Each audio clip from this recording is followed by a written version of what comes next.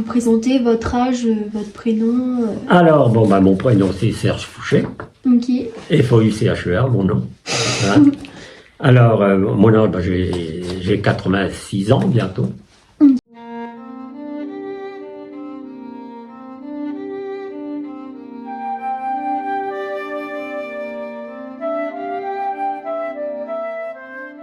Donc, je suis né à Chessy, j'ai fait ma scolarité à Chessy. Ok. J'ai fait mon apprentissage de serrurier à Chessy en 1952.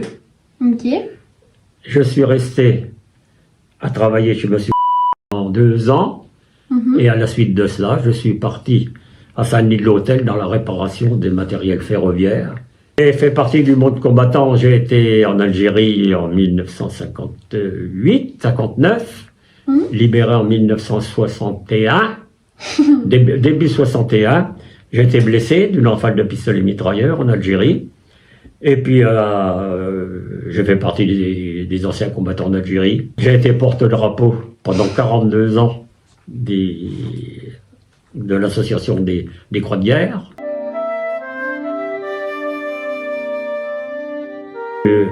On était une grande famille. Mon père était grand mutilé de la guerre de 1914-1918.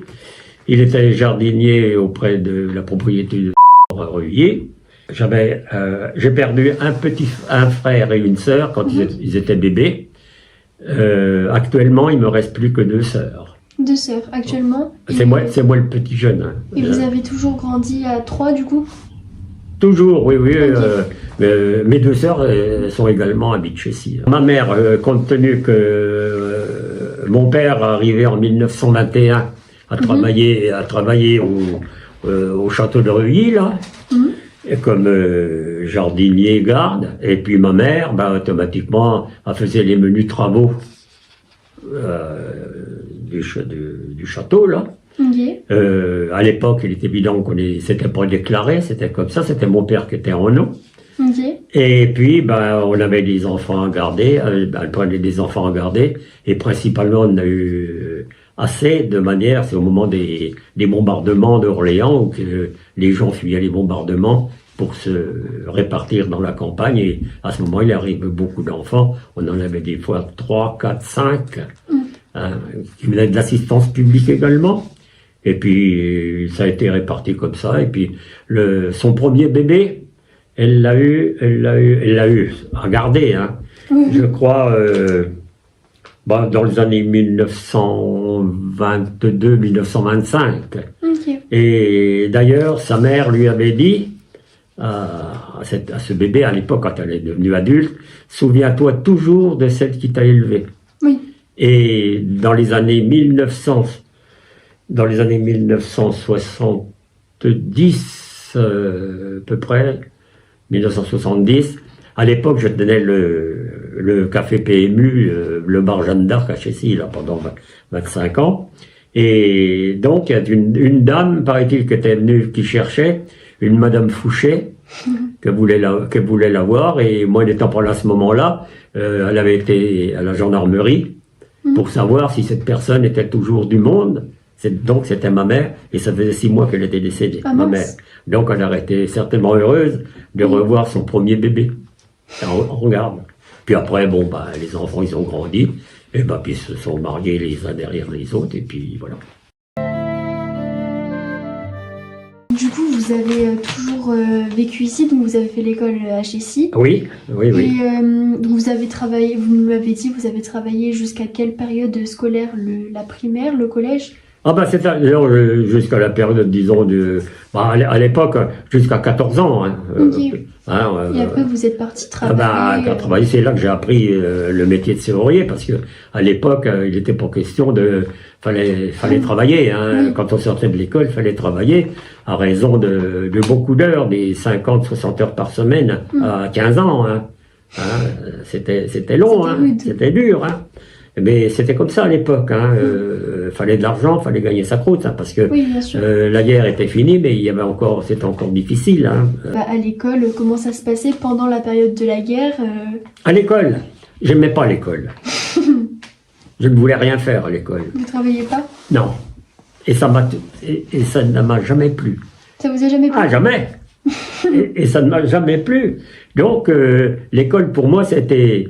je voulais sortir autre chose de l'école, ça me plaisait pas. Et d'ailleurs, il est évident que les parents non plus, à l'époque, n'avaient pas les facilités d'aujourd'hui pour aider leurs enfants à un niveau. Hein. Mes parents, c'était que des journaliers.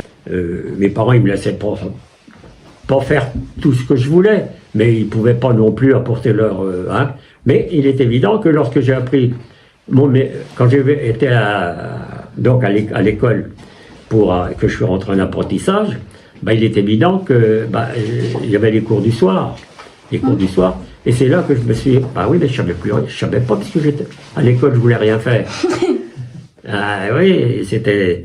Et je me suis trouvé à l'époque, c'était monsieur... Donc, on faisait les cours du soir. Et c'est là que je me suis sorti de mon trou. Parce que l'école, j'étais obligé d'apprendre. Oui. Eh oui, parce que je ne savais rien. Et donc, quand je voulais faire une opération, je ne savais pas. Oui. J'avais pas appris. Oui. Et c'est là que je me suis mis à ramer. Et donc, en travaillant, je suis arrivé à avoir mon CAP. Et je suis, à l'époque, j'étais sorti dans les premiers du département. À l'époque, oui, parce que l'apprentissage de serrurerie, quand on travaillait chez un petit patron comme ça, fallait pas rester les deux pieds dans le même sabot, hein, fallait travailler, hein. Et donc c'est comme ça que j'ai refait mon éducation scolaire. Sinon avant je voulais rien faire de tout, ça me plaisait pas. Donc du coup en primaire, etc., vous travaillez pas? Non, ça me plaisait pas. Vous étiez plus du genre à être le rigolo de la classe? Non, ça ne me plaisait pas. Moi je pensais plutôt aller chercher dans le bois des cartouches allemandes, des cartouches. J'étais fixé par les années de guerre. Oui. Par les années de guerre, ça me plaisait davantage d'aller fouiller dans un... je pourrais dire qu'à route nationale, dans quelle propriété existe encore, je suis certain qu'il y a encore des cartouches enterrées, parce qu'on les déterrait au pied des arbres, parce qu'il y avait, il me semble qu'il y avait une pièce d'artillerie dans ce secteur-là. Donc, on trouvait des cartouches. J'avais même trouvé une grenade. Je le lançais comme un gamin, comme on avait appris par les soldats, ils faisaient.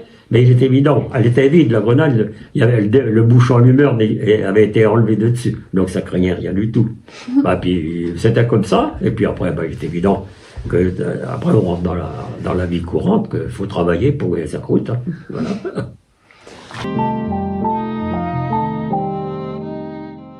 Donc vous n'aimiez pas spécialement l'école, mais vous faisiez sûrement des activités en dehors de l'école. Il est évident que on jouait au football à l'époque. À l'époque, le sport était, il y avait l'athlétisme à la sortie de la guerre. Il y avait ils appelaient ça les landis scolaires. Hein. Ils appelaient ça les landis scolaires. On faisait de l'athlétisme, on faisait du football. Enfin, on avait une orientation sportive qui était au top. Hein.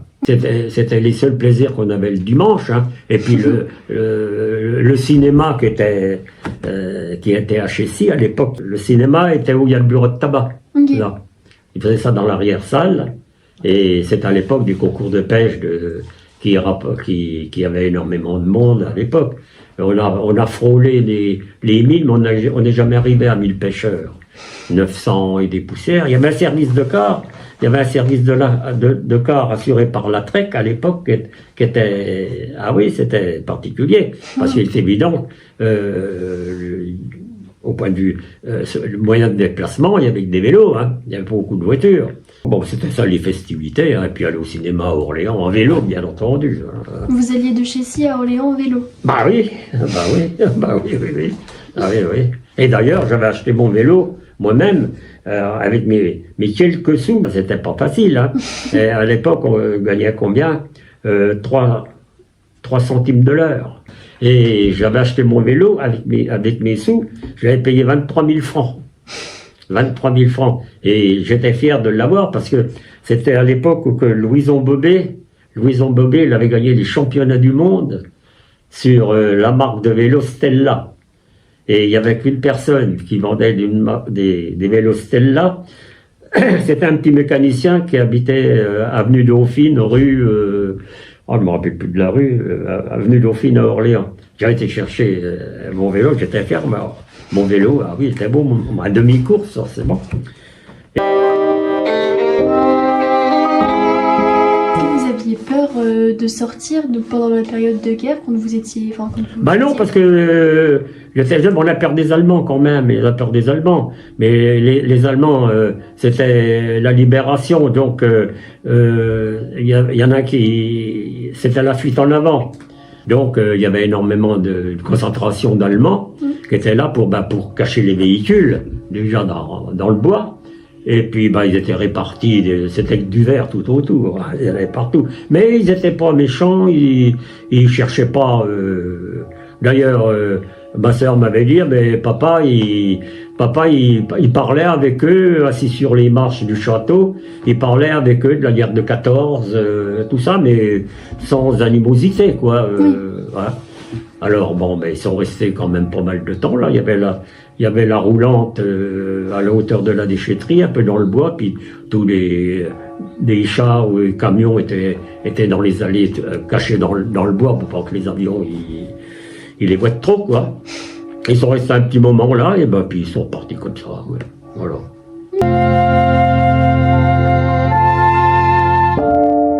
Avant la libération, il est évident qu'il y avait des éléments du maquis qui partaient des Brotteaux de Mardiet. Ouais. Mon père connaissait bien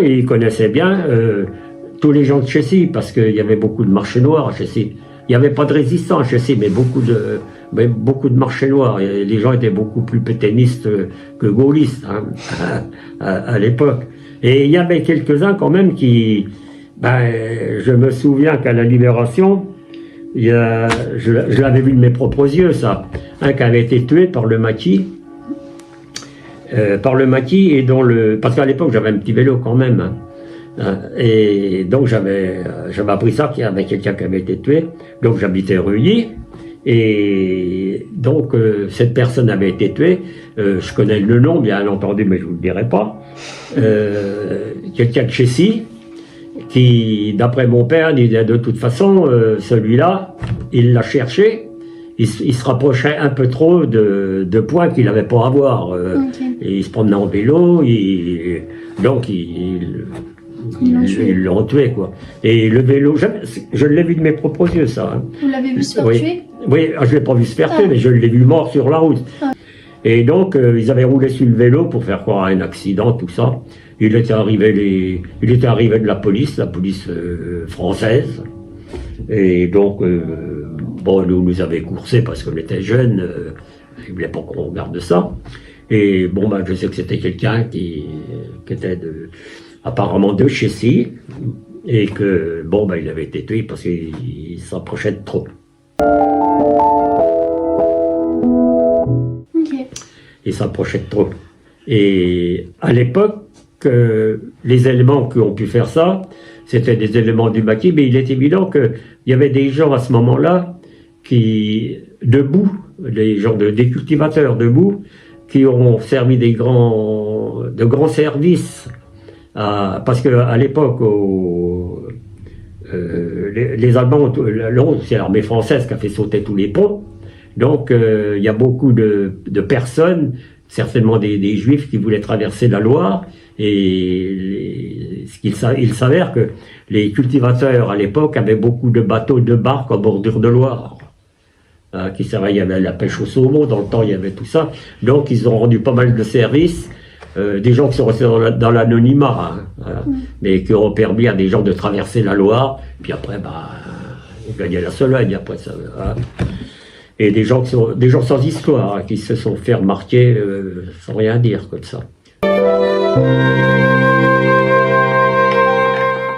En 40, il y a eu un malheureux soldat africain qui a été tué dans la pâture. C'était des éléments, parce qu'à l'époque, l'armée, les officiers cherchaient plutôt à se planquer, que c'était fini, l'armée française était en déroute. Mais ils avaient abandonné littéralement les soldats nord-africains et noirs, les Africains eux-mêmes, dans les régiments de tirailleurs, tout ça, ils étaient littéralement abandonnés. Alors abandonnés, déjà pour parler, tout ça. Alors il est arrivé, ils couraient de maison en maison, d'après mon père, hein, pour récupérer un bout de pain pour manger, parce que ils étaient condamnés à mort. Hein. De toute façon, personne n'en voulait, les Allemands. Si les Allemands vous prennent, vous allez dérouiller. Alors, hein. Donc, il y en a un qui est arrivé à Chessy. Bon, il a tiré quelques cartouches, et puis il s'est fait détruire par les Allemands. Comme j'avais un frère et une sœur qui étaient, comme je disais tout à l'heure, qui étaient décédés bébés, qui étaient au cimetière, donc ma mère m'emmenait, elle avait son vélo, puis moi le mien, on emmenait des fleurs pour mes frères et sœurs, et je me souviens que la tombe de cet Africain était juste à une dizaine de mètres de mon frère et ma sœur. Donc, c'est un malheureux qui a été abandonné par l'armée française, et la population française aussi. Hein. C'est un peu méli-mélo, hein, parce que ça, c'était avant le gars du maquis. L'Africain, il était tué avant. Hein. Il a été tué avant. Il y en a un autre aussi à Chessy qui est mort. Des morts de coups reçus, parce que comme il était, disons, pétainiste, et il n'a pas avantagé le bon côté. Donc, automatiquement, d'après mon père, il a été battu et puis il en est mort.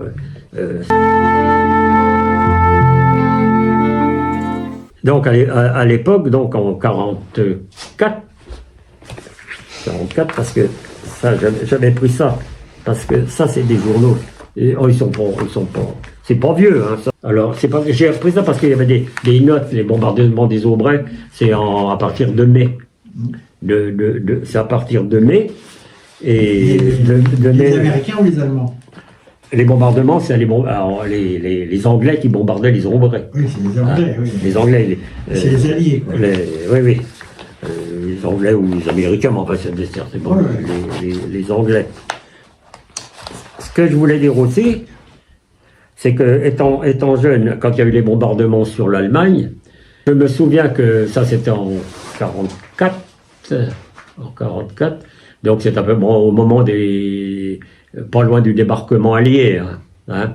Il y avait des milliers d'avions qui partaient bombarder l'Allemagne. Donc je les regardais couchés dans l'herbe, au soleil. Ils avaient une formation. J'avais pris ça parce que tiens, voilà la formation que je voyais. Vous voyez la formation des libérateurs. C'était ça. L'escadrille. Oui. Il y avait des grandes traînées blanches. Ils volaient à 10 000 mètres. Hein. Ils volaient à 10 000 mètres. C'était mais toute la jour, des jours, tout le temps. Ah oui, ça passait tous dans le même sens. Et ils revenaient par Brissy. C'est là qu'ils se faisaient attaquer par la flaque allemande. Hein.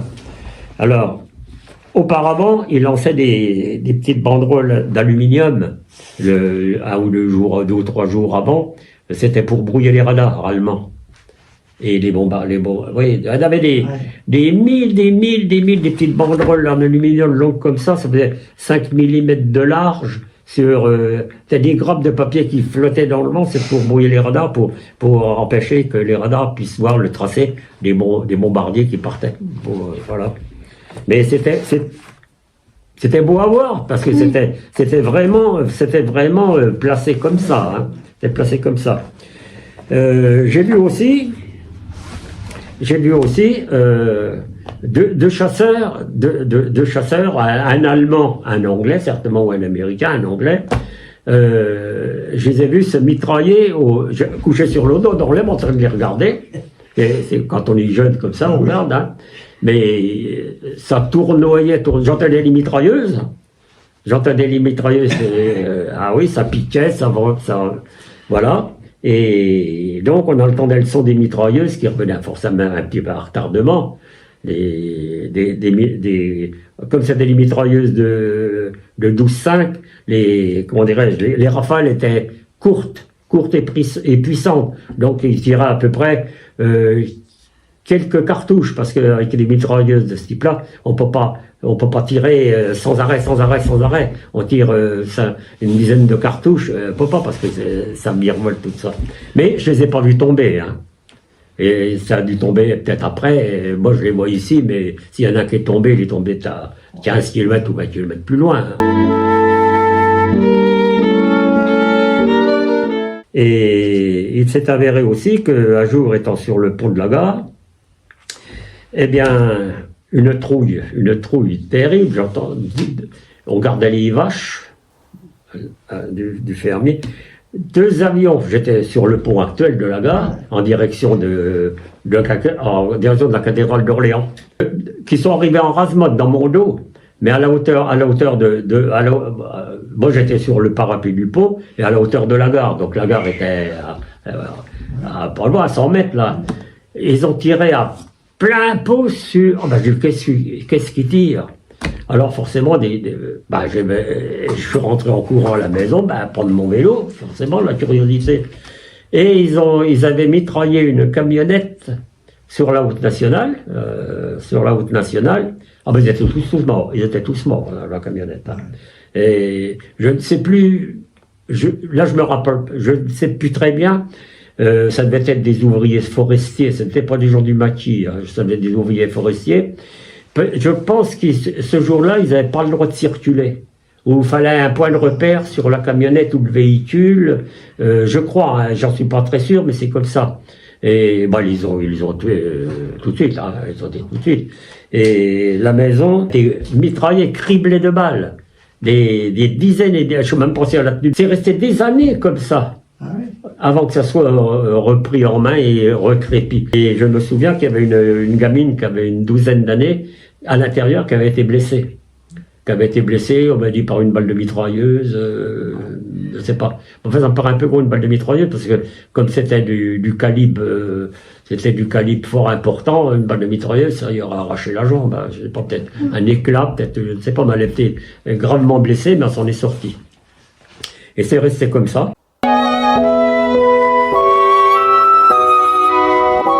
Oui, donc au moment du bombardement des Aubrais, ce que je disais, on ouvrait les fenêtres, tellement il en tremblait les carreaux des Aubrais à la hauteur où on habitait à Reuilly. Hein. Ah oui, oui.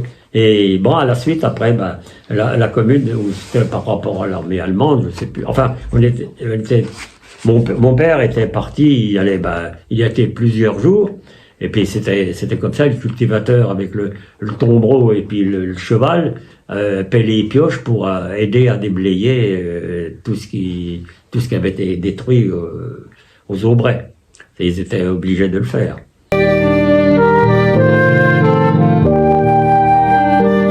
Bon, après il a fallu faire le compte à la libération des bons et des moins bons hein, dans les Français. Hein. Vous avez connu des résistants À l'époque, j'en connaissais pas. Vous en avez jamais, à l'époque, vous avez jamais su qui était résistant non, parce que il y avait pas beaucoup de gens courageux chez ici. Hein. Non, ça faisait plutôt du marché noir que. Je me souviens que mon père il disait que c'est pas facile de se ratiboire, d'essayer d'avoir des haricots, des fois, parce que. Les paysans, ils aiment les sous, hein, alors ils préfèrent plutôt que de vendre aux gens du pays, ils préfèrent les garder pour ceux qui venaient d'Orléans, permettaient de vendre plus cher. Hein. Du coup, vous mangiez quoi Nous, on peinait pas trop, parce que mon père il faisait beaucoup des pommes de terre, il y avait des topinambours, puis certainement qu'il prenait peut-être quelques lapins à l'époque aussi, certainement. Disons que nous, enfants, on n'a jamais peiné de la faim. Et vous avez déjà vu des gens, par exemple, à Chécy, par exemple, je sais pas, se disputer ou des choses comme ça pour la nourriture? Non. Jamais? Non. Non, parce que dans Chécy, on sortait pas beaucoup, hein, on était relativement jeunes, et puis les gens, chacun se débrouillait, il y avait beaucoup de cultivateurs, puis les gens avaient toujours des jardins, enfin, les gens ont pas trop peiné dans les campagnes, hein, en ce qui concerne la nourriture. Hein. C'était de la grosse cuisine, mais les gens mangeaient. Les gens mangeaient, plus qu'à la ville, bien entendu.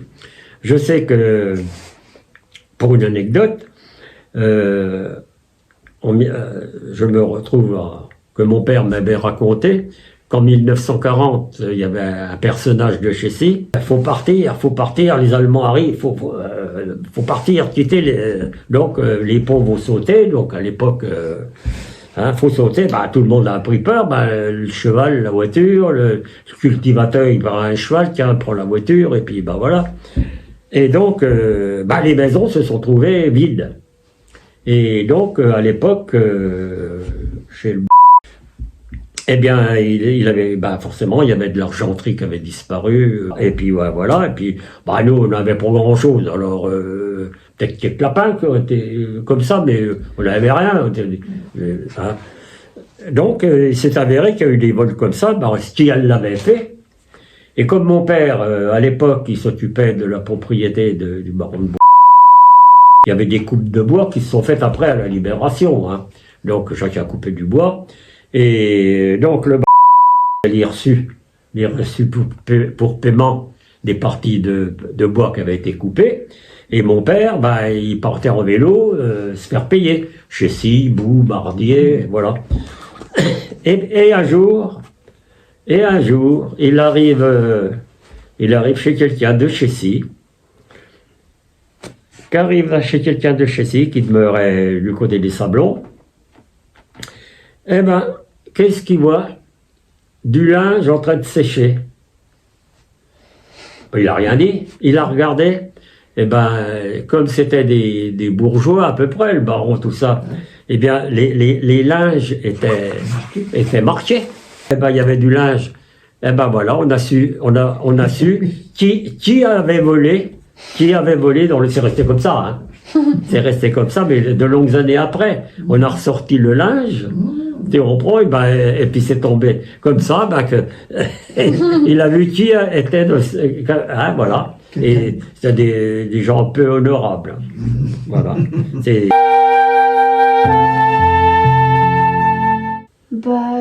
Est-ce que vous avez du coup du mal à faire confiance aux gens en quelque sorte, aux gens qui vous entouraient, parce que votre famille devait avoir des amis C'est-à-dire qu'on ne pouvait pas communiquer, hein. On restait au pays, il y avait que des vélos. Il y avait que des vélos à l'époque. À l'enceinte de la ville, vous faisiez confiance ou vous étiez tous méfiants des uns c'est-à-dire que les gens ils causaient, mais sans parler de choses précises. Oui. Puis ceux qui étaient dans la résistance, on ne savait pas qui c'était. Hein. Okay. Puis il n'y en avait pas de Chessy. Hein. Ce qui concerne... parce que quand on dit la guerre c'est une chose, mais il y a l'après-guerre aussi. Parce que l'après-guerre, il n'y a plus rien. Faut remettre la machine économique en route. Les tickets, je crois qu'ils ont duré jusqu'en 1949. Pour avoir la nourriture. Je crois que c'est jusqu'en 1949. Et pendant la guerre, moi je sais pas s'il y avait des pneus quand même mon petit vélo, je sais pas mon père avait, mais les vélos d'adultes, la plupart du temps, il n'y avait pas de pneus. On donnait à l'époque le lait était ramassé par un véhicule. Je me rappelle c'était un Renault. Et il allait de ferme en ferme pour récupérer la traite des vaches et tout ça. Et cet homme-là, on avait la possibilité de lui donner les roues des vélos accidentés, on peut mettre des guillemets, et pour remettre des pneus. C'était pas des pneus, il découpait dans des pneus de camion ou des pneus un boudin qui tournait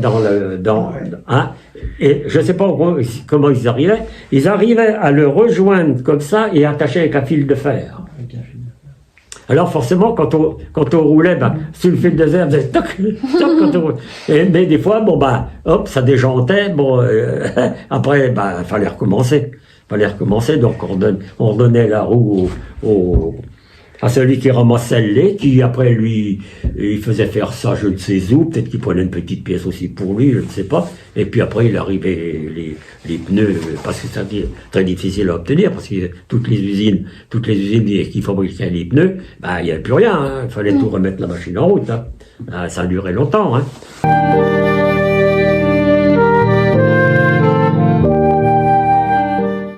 Donc à la Libération, il y avait énormément.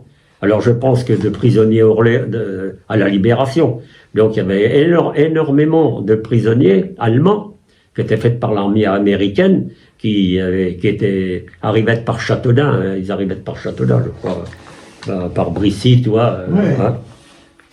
Et donc, parce qu'il y avait encore tous les Allemands du côté de la Sologne. Hein. Il y avait encore tous les Allemands du côté sologno. Hein. Et donc, à ce moment-là, il y avait des camions de prisonniers, des GMC, tout ça. Ça roulait, mais le jour, la nuit, de prisonniers qui remontaient vers l'Est. Forcément, comme tout le monde, on crachait comme ça en leur direction. Hein. Bon, c'était des prisonniers allemands. Hein. Bon.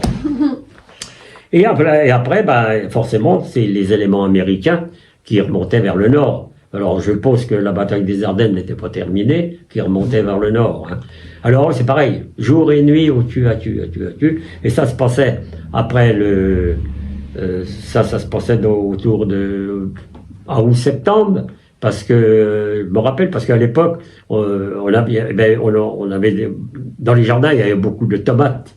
Il y avait beaucoup de tomates et les soldats américains, eux, ils manquaient de tous ces produits-là. Hein. Donc, ils raffolaient de tomates, de produits, disons, frais. Hein. Et je me rappelle, on passait, j'en faisais des voyages dans le jardin, ça passait quand même. On a eu le temps dans peut-être deux ou trois musettes de tomates, mais on les donnait qu'à ceux qui avaient des jeeps. Parce que dans les camions, tu ne pouvais pas. Ils ralentissaient, puis ils prenaient le sac, ils vidaient les tomates, puis ils balançaient, voilà. Puis ils faisaient ça, forcément, ils étaient contents.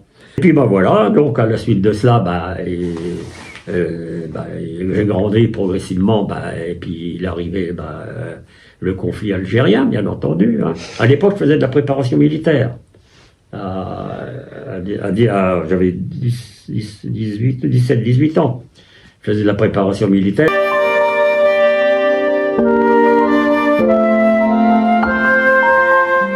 Je me souviens que ma mère, à l'époque, pendant la guerre, elle n'avait pas de café. C'était de l'orge. Oui, de l'orge. De l'orge, on trouvait ça bon, nous, parce qu'il n'y avait pas de café, c'était de l'orge, grillé. Et je m'étais demandé toujours comment pour griller, comme je faisais pour griller l'orge. Et j'ai su après, parce que j'ai récupéré par une personne qui avait cet ustensile, qu'ils l'avaient fabriqué eux-mêmes, 2 poêles retournées. Une poêle, l'autre dessus, qu'ils avaient enlevé la queue, soudé tout autour, un autogène, un trou dans l'axe de la partie du dessus. Dans le bas, c'est un écrou que ça devait être un bout de ferron de 8 à peu près, tout ça. Et ils avaient fait comme une hélice, du dessus, traversée comme ça, et ils avaient découpé une petite trappe sur la partie supérieure de la poêle retournée, et tu tournais comme un moulin, comme ça. Et tu remuais l'orge sur la cuisinière. Et à griller, c'était ça le café. Et il y avait une petite trappe, on ouvrait la petite trappe, puis voilà, c'était les commodités à l'époque. Le café, en fait, moi le café, j'ai jamais aimé beaucoup le café. J'étais habitué à de l'orge, puis du lait qu'on a à la ferme. Pendant le bombardement au moment du bombardement des Aubrets, beaucoup de gens d'Orléans ont fui la capitale pour venir se mettre à l'abri dans les communes. Je m'en rappelle, nous, il y avait une famille d'Orléans qui sont venus pendant pas mal de temps. Et ils étaient dans une grange à côté de chez nous. Je me souviens, il s'appelait, ça devait être une librairie Rouam. R-O-U-M, Ram. Ils sont restés longtemps et je me souviens son plaisir pour le monsieur, là, on le regardait, ce qui c'était, il jouait du violoncelle, je me rappelle. Et il en a oublié ses pupitres quand ils sont partis. Voilà. Après, quand les bombardements, ils ont rejoint Orléans et puis...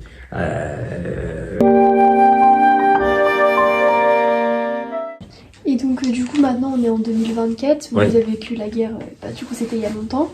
Qu'est-ce que vous trouvez qui a changé maintenant avec comment on vit maintenant, contrairement à la période de la guerre? Moi, la période de la guerre, je l'ai vécue avec, avec peur des Allemands. Vous aviez peur, là il y a moins de crainte. On avait peur des Allemands, mais on ne connaissait pas véritablement ce qui pouvait se passer. On était jeunes, on jouait à la petite guerre, comme on dit. On faisait des fusils en bois, c'était comme ça, comme dans tous les conflits. Hein. Et, quand un jeune il naît dans la guerre, ça fait un excellent soldat. Parce qu'il joue et on l'habitue à devenir un guerrier, hein, en fait. Hein. Il n'y a qu'après, aujourd'hui, c'est le jour et la nuit, c'est évident. Hein. Et puis les gens étaient contents, quoi. Ils se contentaient de moins.